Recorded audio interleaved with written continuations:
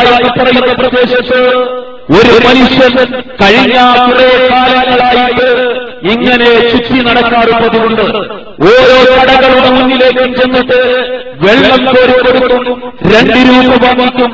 എന്നിട്ട് വൈകുന്നേരമാകുമ്പോൾ ഓരോ ക്ഷേത്രത്തിന്റെ വരാന്തയിൽ പോയിട്ട് ഈ മനുഷ്യൻ വിശ്രമിച്ചുകൊണ്ടിരിക്കും. ഓരോ ക്ഷേത്രത്തിന്റെ വരാന്തയിൽ അതിന്റെ ഫ്രണ്ടിൽ ഇദ്ദേഹത്തെ കാണുമായിരുന്നു.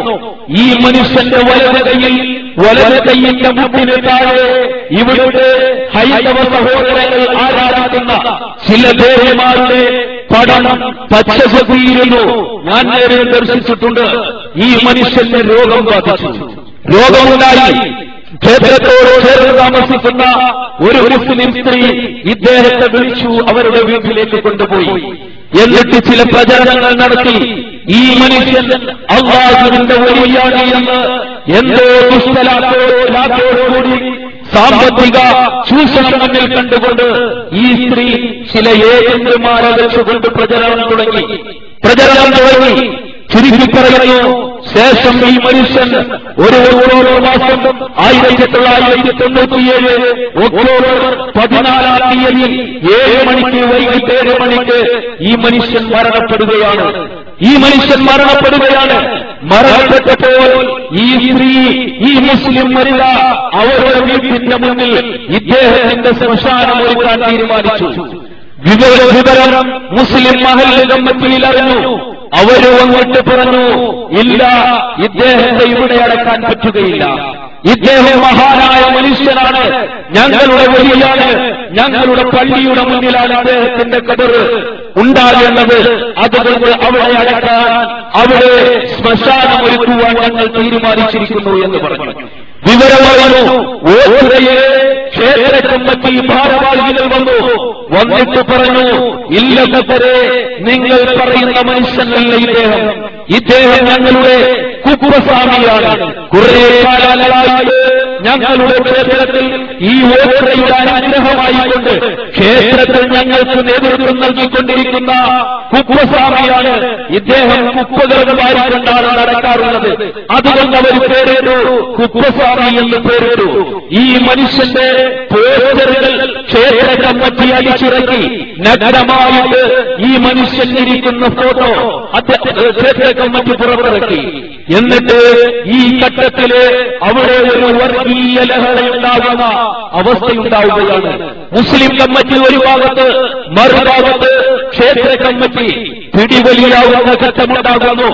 വർഗീയ ലഹളയിലേക്ക് കൊല്ലം ജില്ല മാറുന്ന ഒരു ഘട്ടമുണ്ടായപ്പോൾ അവിടുത്തെ ഹൈന്ദവനായ ഡിവൈഎസ്പി, അന്നത്തെ SSFന്റെ ജില്ലാ ജനറൽ സെക്രട്ടറിയാവുന്ന എൻഐയെ, അതുപോലെ മഹല്ല് ഭാരവാഹികളെയും ക്ഷേത്ര സംരക്ഷണ കമ്മിറ്റി ഭാരവാഹികളെയും കൂടി പോലീസ് സ്റ്റേഷനിലേക്ക് വിളിച്ചിട്ട് അവിടെ വെച്ചൊരു ചർച്ച നടത്തി. അദ്ദേഹം ഹൈന്ദവ സുഹൃത്തുക്കളോട് ചോദിച്ചു, ഒരു ഹിന്ദുവായ മനുഷ്യനായിക്കോട്ടെ, അദ്ദേഹം ചത്തുപോയല്ലോ, അദ്ദേഹം മരിച്ചുപോയല്ലോ, ഇനി ഈ ശവത്തിന്റെ പിന്നാലെ നിങ്ങൾ പോകുന്നത് എന്തിനാണ്? ആരെങ്കിലും കുഴിച്ചിടട്ടെ എന്ന് ഹൈന്ദവനായ ഡിവൈഎസ്പി എന്റെ സാന്നിധ്യത്തിൽ ചോദിച്ചു. ഞാൻ മുസ്ലിം മഹല്ല് ഭാരവാഹികളെ തിരുത്തുവാൻ വേണ്ടി ശ്രമിച്ചു. പക്ഷെ അവർ വിട്ടുകൊടുക്കാൻ തയ്യാറായില്ല. അങ്ങനെ ക്ഷേത്ര കമ്മിറ്റി പിന്തിരിഞ്ഞു. പോലീസ് ഉദ്യോഗസ്ഥന്റെ വാക്ക് കേട്ടിട്ട് അവർ പിന്തിരിഞ്ഞു. ഈ മനുഷ്യനെ ആദരവോടുകൂടി കൊണ്ടുവന്നിട്ട് ആയിരക്കണക്കിന് വരുന്ന സുന്നി പ്രവർത്തകരുടെ സാന്നിധ്യത്തിൽ ആ മനുഷ്യന്റെ മയ്യിത്ത് നമസ്കാരം ഓരോ പള്ളിയുടെ അകത്തളത്തിൽ വെച്ച് നടന്നു. എന്നിട്ട് ആ പള്ളിയുടെ മുന്നിൽ ഇദ്ദേഹത്തിന്റെ ഖബർ സ്ഥാപിച്ചു. ഘട്ടത്തില് ഞാൻ അവിടെ നിന്നുകൊണ്ട് SSFന്റെയും SYSന്റെയും എല്ലാ നേതാക്കളോടും എനിക്ക് ബോധ്യപ്പെട്ട എന്റെ നാട്ടിൽ നടന്ന ഈ ഭീകരമായ ദൃശ്യത്തെക്കുറിച്ച് അവരെ ഞാൻ പരിചയപ്പെടുത്തി.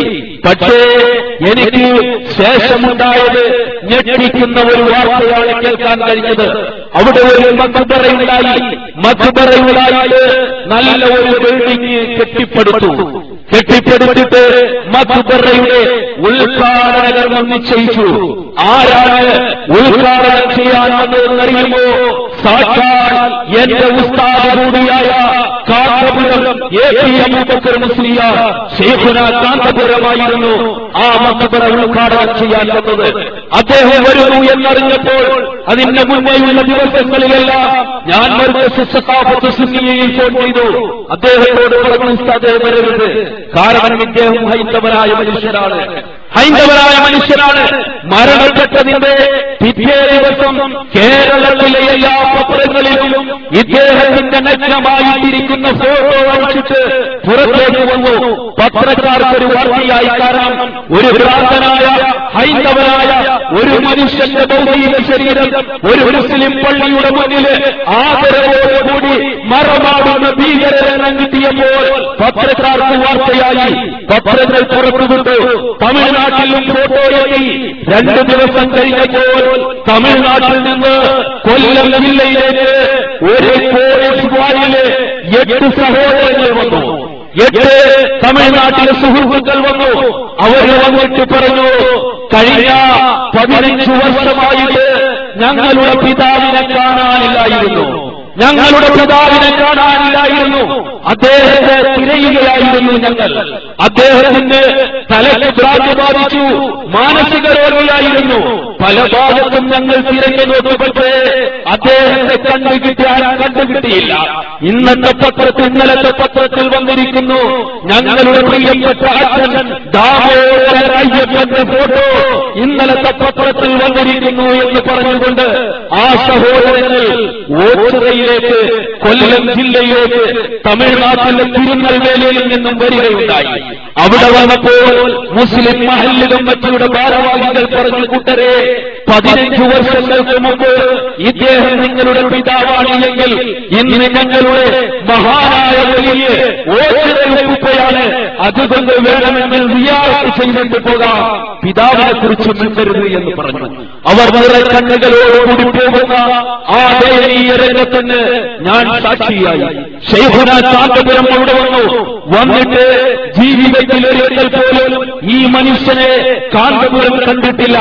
ജീവിതത്തിൽ ഒരിക്കൽ പോലും ഈ മനുഷ്യനെ കുറിച്ച് കേട്ടിട്ടില്ല.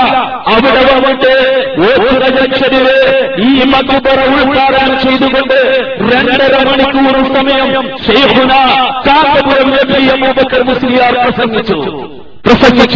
എന്താണ് പറഞ്ഞത്? ഇദ്ദേഹത്തിന്റെ നിരവധി കറാമത്തുകളായിരുന്നു. നിരവധി കറാമത്തുകൾ ജീവിതത്തിൽ കേട്ടിട്ടില്ലാത്ത, കണ്ടിട്ടില്ലാത്ത ഹൈന്ദവനായ മനുഷ്യന്റെ നിരവധി കറാമത്തുകൾ പറഞ്ഞിട്ട് ജനങ്ങളെ അവിടേക്ക് സ്വാഗതം ചെയ്യുന്ന ഒരു രംഗമാണ് അവിടെ കാണാൻ കഴിഞ്ഞത്. പിറ്റേ ദിവസം ഞാൻ ഇതിനെ വിമർശിച്ചുകൊണ്ട് രംഗത്ത് വന്നു. SSFന്റെ ജില്ലാ ജനറൽ സെക്രട്ടറി